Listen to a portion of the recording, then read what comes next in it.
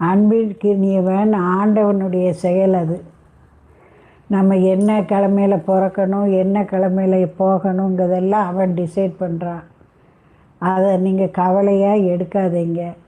அந்த குழந்தைக்கு என்ன தெரியும்? அந்த பச்சை மண்ணுக்கு என்ன தெரியும்? நல்ல சரவணன், கார்த்திகேயன் அப்படி பேர், சாமி பேர் வச்சு கூப்பிடுங்க. குமார், கந்தன் அப்படி சுவாமி பேர் சொல்லி கூப்பிடுங்க. குறைவில்லாமல் வளருவான். நல்லபடியாக சாமி பார்த்துக்கிடுவார்.